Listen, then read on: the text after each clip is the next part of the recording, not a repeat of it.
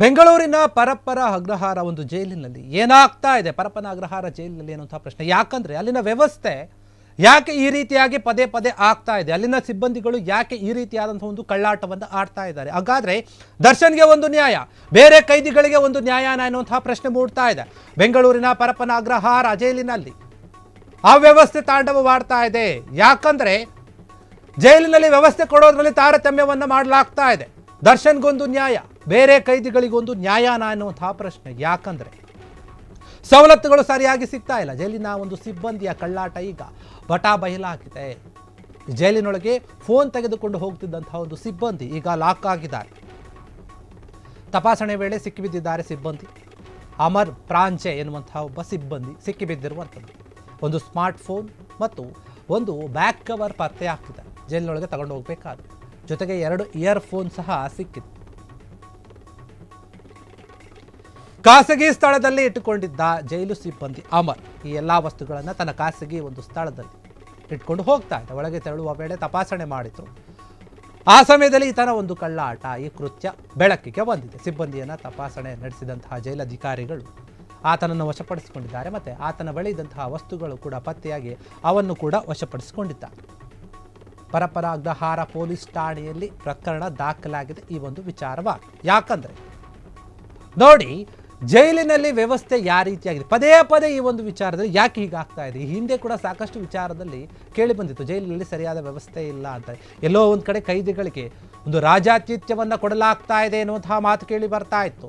ಈಗ ಮತ್ತೆ ಅದೇ ಒಂದು ವಿಚಾರವಾಗಿ ಮತ್ತೊಮ್ಮೆ ಪರಪ್ಪನ ಅಗ್ರಹಾರ ಜೈಲಿನ ಒಂದು ಅವ್ಯವಸ್ಥೆಯ ಬಗ್ಗೆ ಇನ್ನೊಂದು ವಿಚಾರ ಹೊರಗೆ ಬರ್ತಾ ಇದೆ. ಅದನ್ನು ಮಾಡಿರುವಂಥದ್ದು ಬೇರೆ ಯಾರಲ್ಲ, ಅಲ್ಲಿರುವಂತಹ ಜೈಲಿನ ಸಿಬ್ಬಂದಿ ಒಬ್ಬರು. ಅವರೇ ಒಳಗಡೆ ಇರುವಂಥ ಒಂದು ಕೈದಿಗಳಿಗೆ ಸ್ಮಾರ್ಟ್ ಫೋನನ್ನು, ಬ್ಯಾಕ್ ಕವರ್ಗಳನ್ನು, ಹೇರ್ ಫೋನ್ಗಳನ್ನು ಇವನ್ನು ಸಪ್ಲೈ ಮಾಡ್ತಾ ಇದ್ರು. ಆ ಸಪ್ಲೈ ಮಾಡ್ತಿದ್ದಂತಹ ಸಿಬ್ಬಂದಿ ಈಗ ಸಿಕ್ಕಿಬಿದ್ದಿದ್ದಾರೆ ಪೊಲೀಸರಿಗೆ. ಏನು ಒಳಗಡೆ ಎಂಟ್ರಿ ಆಗಬೇಕಾದ್ರೆ ಎಲ್ಲ ಚೆಕ್ ಮಾಡ್ತಾರೆ ಅಲ್ಲಿರುವಂತಹ ಪೊಲೀಸರು. ಆವಾಗ ಈ ಒಂದು ವಿಚಾರ ಬೆಳಕಿಗೆ ಬಂತು. ಇವರು ಯಾರಿಗೆ ತಗೊಂಡು ಹೋಗ್ತಾ ಇದ್ರು, ಯಾರಿಗೆ ತಗೊಂಡು ಹೋಗ್ತಾರೆ ಅದು ಗೊತ್ತಾಗಿಲ್ಲ. ಅಮರ್ ಪ್ರಾಂಚೆ ಎನ್ನುವಂಥ ಒಂದು ಸಿಬ್ಬಂದಿ ತೆಗೆದುಕೊಂಡು ಹೋಗ್ತಾ ಇದ್ರು.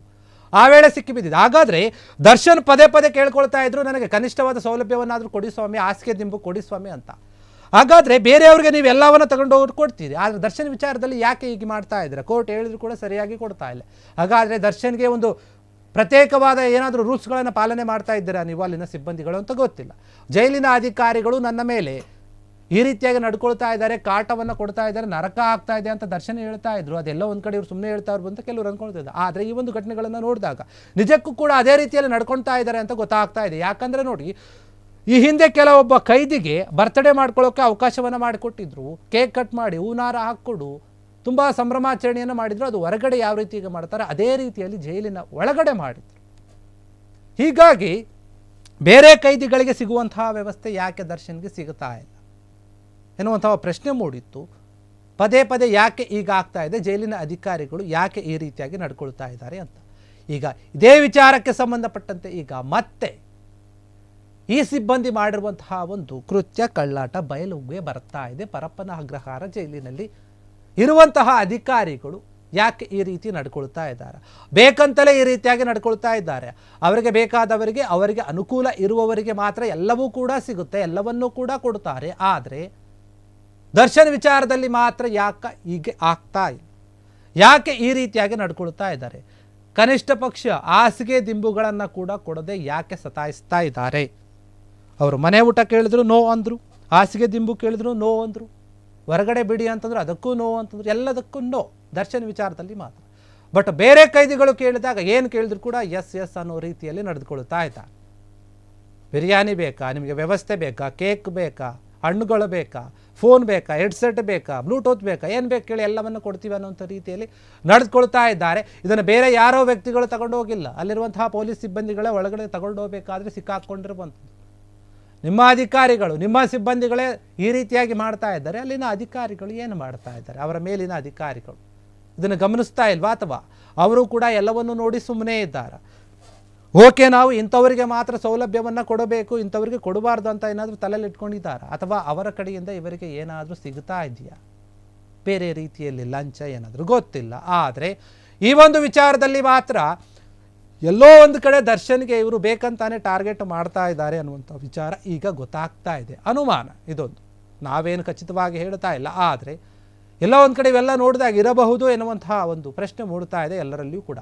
ಪರಪ್ಪನ ಅಗ್ರಹಾರ ಜೈಲಿನಲ್ಲಿ ನಿಜಕ್ಕೂ ಕೂಡ ಅವ್ಯವಸ್ಥೆ ಇದೆ ಅಂತ ಹೇಳಲಾಗ್ತಾ ಇದೆ. ಯಾಕಂದರೆ ಸರಿ ರೀತಿಯಲ್ಲಿ ನಡೆದುಕೊಂಡಿದ್ರೆ ಈ ರೀತಿಯಾಗಿ ಹಿಂದೆ ಏನೆಲ್ಲ ಘಟನೆಗಳಾಗಿದ್ದು, ಏನು ಸಾಕಷ್ಟು ಪ್ರಶ್ನೆಗಳು ಬಂದಿದ್ವು, ಅವೆಲ್ಲವೂ ಕೂಡ ಸರಿ ಹೋಗ್ತಾ ಇತ್ತು, ಸರಿ ಮಾಡ್ಕೊಳ್ತಾ ಇದ್ರು. ಆದರೆ ಯಾವುದೂ ಕೂಡ ಸರಿಯಾಗಿಲ್ಲ. ಪದೇ ಪದೇ ಈ ರೀತಿಯಾಗಿ ನಡೆದುಕೊಂಡ್ರೂ ಕೂಡ, ಘಟನೆಗಳು ಹೊರಗಡೆ ಬಂದರೂ ಕೂಡ, ಮಾಧ್ಯಮದಲ್ಲಿ ತೋರಿಸಿದ್ರೂ ಕೂಡ, ಏನೇ ಮಾಡಿದ್ರೂ ಸರಿ ನಾವು ಬದಲಾಗಲ್ಲ, ಇಲ್ಲಿ ಇದೇ ರೀತಿಯಾಗಿರುತ್ತೆ. ಕೋರ್ಟ್ನ ಒಳಗಡೆ ಜೈಲಿನ ಒಳಗಡೆ ನಡೆಯೋದು ಯಾರಿಗೂ ಕೂಡ ಗೊತ್ತಾಗಲ್ಲ ಅನ್ನುವಂತಹ ರೀತಿಯ ಭ್ರಮೆಯಲ್ಲಿರ್ಬೋದು. ಆದರೆ ನೀವು ಎಲ್ಲೇ ಏನೇ ಮಾಡಿದ್ರೂ ಕೂಡ ಗೊತ್ತಾಗುತ್ತೆ, ಬಯಲಿಗೆ ಬಂದೇ ಬರಬೇಕು ಒಂದಲ್ಲ ಒಂದು ದಿನ. ಅದೇ ರೀತಿಯಾಗಿ ಈಗ ಪರಪ್ಪನ ಅಗ್ರಹಾರ ಜೈಲಿನಲ್ಲಿ ಒಬ್ಬ ಸಿಬ್ಬಂದಿ ಫೋನ್ಗಳನ್ನು ತೆಗೆದುಕೊಂಡು ಹೋಗ್ತಾ ಇರುವಂಥದ್ದು, ಬ್ಲೂಟೂತ್ಗಳನ್ನು, ಹೆಡ್ಸೆಟ್ಗಳನ್ನು ತೆಗೆದುಕೊಂಡು ಹೋಗ್ತಾ ಇರುವಂಥದ್ದು, ಈ ಎಲ್ಲ ಒಂದು ವಿಚಾರಗಳು ಕೂಡ ಈಗ ಬೆಳಕಿಗೆ ಬಂದಿದೆ. ಅದನ್ನು ಪೊಲೀಸರೇ ಕೂಡ ಹಿಡ್ಕೊಂಡಿದ್ದಾರೆ. ತಪಾಸಣೆ ಮಾಡಬೇಕಾದ್ರೆ, ಚೆಕ್ ಮಾಡಬೇಕಾದ್ರೆ ಅಲ್ಲಿನ ಪೊಲೀಸರು ಸಿಕ್ಕಾಕ್ಕೊಂಡಿದ್ದಾರೆ. ಅವರನ್ನು ಕೂಡ ವಶಕ್ಕೆ ಪಡಿಸ್ಕೊಂಡಿದ್ದಾರೆ. ಅವರ ಹತ್ರ ಎಲ್ಲ ವಸ್ತುಗಳನ್ನು ಕೂಡ ತೆಗೆದುಕೊಂಡಿದ್ದಾರೆ. ಇದರ ಮೇಲೆ ಕೂಡ ಪ್ರಕರಣ ದಾಖಲಾಗಿದೆ. ಪರಪ್ಪನ ಅಗ್ರಹಾರ ಒಂದು ಠಾಣೆಯಲ್ಲಿ ಪ್ರಕರಣ ದಾಖಲಾಗಿದೆ. ಯಾಕೆ ಈ ರೀತಿಯಾದ ಒಂದು ತಾರತಮ್ಯವನ್ನು ಮಾಡ್ತಾ ಇದ್ದಾರೆ ಪೊಲೀಸರು, ಅಲ್ಲಿನ ಸಿಬ್ಬಂದಿಗಳು ಅಂತ ಗೊತ್ತಿಲ್ಲ. ಆದರೆ ಈ ಒಂದು ವಿಚಾರವಾಗಿ ಮಾತ್ರ ನಿಜಕ್ಕೂ ಕೂಡ ಪ್ರಶ್ನೆ ಮೂಡೋದು ಒಂದೇ ಒಂದು, ಯಾಕೆ ದರ್ಶನ್ ವಿಚಾರದಲ್ಲಿ ಇವರು ಈ ರೀತಿಯಾಗಿ ನಡ್ಕೊಳ್ತಾ ಇಲ್ಲ? ಯಾಕೆ ಅವರಿಗೆ ಸಪೋರ್ಟಿವ್ ಅಂತ ಬೇಕಾಗಿಲ್ಲ, ಕೋರ್ಟ್ ಏನು ಆದೇಶ ಕೊಡುತ್ತೆ ಅದನ್ನಾದರೂ ಸರಿಯಾದ ರೀತಿಯಲ್ಲಿ ನಡೆದುಕೋಬೇಕಲ್ಲ, ಅದು ಕೂಡ ನಡೆದುಕೊಳ್ತಾ ಇಲ್ಲ. ಯಾಕೆ ಎನ್ನುವಂತಹ ಪ್ರಶ್ನೆ ಬರ್ತಾ ಇರುವಂಥದ್ದು. ಪರಪ್ಪನ ಅಗ್ರಹಾರಿನ ಈ ಒಂದು ಅವ್ಯವಸ್ಥೆ ಪದೇ ಪದೇ ಬೆಳಕಿಗೆ ಬರ್ತಾ ಇದೆ. ಈ ರೀತಿಯಾಗಿ ಆಗ್ತಾ ಇದೆ ನೋಡಿ ಅಂತ. ಅಲ್ಲಿರುವಂಥ ಒಂದು ಕೈದಿಗಳಿಗೆ ನಿಜಕ್ಕೂ ಕೂಡ ಇದು ಜೈಲು ಥರ ಇಲ್ಲವೇ ಇಲ್ಲ. ಎಲ್ಲ ವ್ಯವಸ್ಥೆ ಸಿಗ್ತಾ ಇದ್ದರೆ ಇನ್ನು ಹೊರಗಡೆ ಯಾಕೆ ಬರಬೇಕು, ನಾವು ಜೈಲಿನ ಒಳಗಡೆನೇ ಇರ್ತೀವಿ ಅನ್ನುವಂಥ ರೀತಿಯಲ್ಲಿ ಕೆಲವೊಂದು ಕೈದಿಗಳು ಇದ್ದಾರಾ ಅಲ್ಲಿ ಗೊತ್ತಿಲ್ಲ. ಹೀಗಾಗಿ ಅವರಿಗೆ ಏನು ಬೇಕೋ ಅವೆಲ್ಲವನ್ನೂ ಕೂಡ ಅವರು ಅಲ್ಲಿಗೆ ಒಳಗಡೆನೇ ತರಿಸ್ಕೊಳ್ತಾ ಇದ್ದಾರೆ ಜೈಲಿಗೆ. ಅದಕ್ಕೆ ಕುಮ್ಮಕ್ಕು ಕೊಡ್ತಾ ಇರುವಂಥದ್ದು, ಸಹಾಯ ಮಾಡ್ತಾ ಇರುವಂಥದ್ದು ಅಲ್ಲಿನ ಅಧಿಕಾರಿಗಳೇ, ಅಲ್ಲಿನ ಸಿಬ್ಬಂದಿಗಳೇ. ಇದನ್ನು ಗಮನಹರಿಸಬೇಕು. ಕ್ಷಣ ಕ್ಷಣದ ಸುದ್ದಿಗಳಿಗಾಗಿ ಫ್ರೀಡಂ ಟಿವಿ ಸಬ್ಸ್ಕ್ರೈಬ್ ಮಾಡಿ, ಲೈಕ್ ಮಾಡಿ ಹಾಗೂ ಫಾಲೋ ಮಾಡಿ. ಹೊಸ ಸುದ್ದಿಗಳ ನೋಟಿಫಿಕೇಶನ್ಗಾಗಿ ಬೆಲ್ ಐಕಾನ್ ಮೇಲೆ ಕ್ಲಿಕ್ ಮಾಡಿ.